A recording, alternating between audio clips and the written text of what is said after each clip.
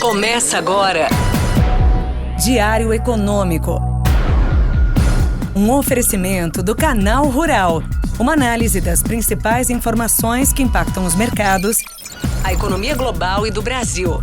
de segunda a sexta, às 6 da manhã, no Spotify e YouTube. Fala pessoal, bom dia! Meu nome é Igor Cadillac, economista aqui do PicPay, e sejam bem-vindos ao seu Diário Econômico. Hoje é quarta-feira, dia 14 de agosto de 2024.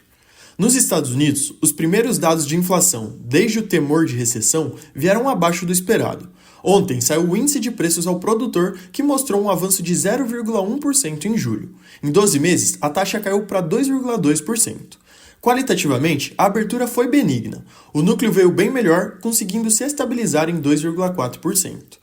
Esse bom resultado sinalizou um processo desinflacionário saudável no curto prazo e acabou gerando uma certa euforia. Os movimentos só não foram mais expressivos porque os investidores seguem no aguardo do CPI, que são os preços ao consumidor e saem daqui a pouco. De toda forma, vimos uma maior chance de um corte de 50 pontos base em setembro. Isso fez com que os rendimentos dos treasuries e o dólar desvalorizassem. Por outro lado, a demanda por ativos de risco aumentou. As bolsas de Nova York fecharam a sessão em forte alta. O Dow Jones foi o que menos subiu, mas mesmo assim ficou acima de 1%. Já a Nasdaq avançou quase 2,5%. Esse ambiente global favorável também ajudou o Brasil. O Ibovespa ultrapassou os 132 mil pontos e está no patamar mais alto desde janeiro.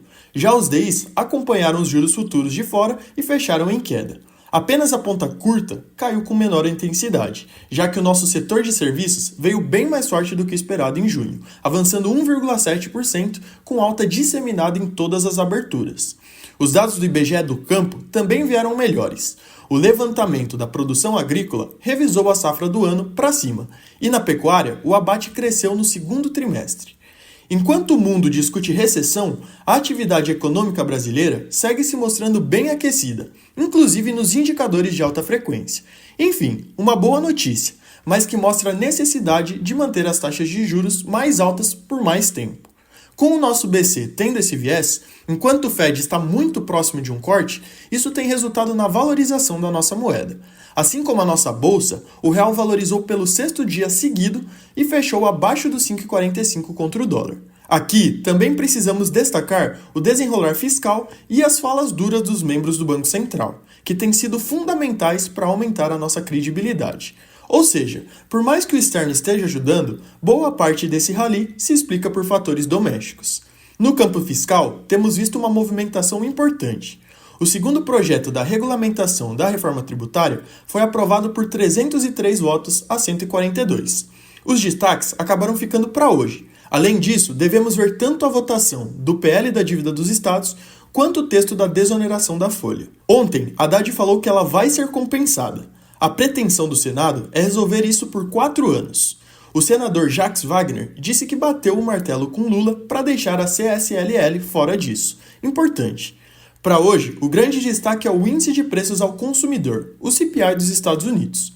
Dependendo de como vier esse dado, podemos ter uma sinalização mais clara do ritmo de cortes para setembro. Menos inflação, 50. Mais inflação, 25. A expectativa é de um aumento de 0,2%, tanto no headline quanto no núcleo. Mas o headline tem uma leve assimetria para baixo e o núcleo uma leve assimetria para cima. Em termos anuais, a variação deve ser ligeiramente menor que a anterior, indo para 3% e 3,3% respectivamente. Esse é o principal dado da semana. Todo mundo está de olho. Vindo para o Brasil, saem os nossos dados do varejo. Conforme mostrado pela Fenabrave, o comércio ampliado deve ser influenciado pelas vendas de automóveis e avançar 1,6%.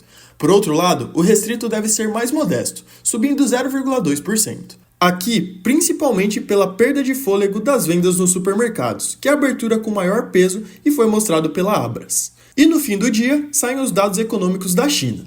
As vendas no varejo devem ser sustentadas pela demanda de serviços e bem duráveis e mostrar crescimento. Mas a indústria deve moderar. Os PMIs de manufatura vieram bem fracos por lá. Além disso, seguem as preocupações com o setor imobiliário. Bom dia, bons negócios e sorte sempre!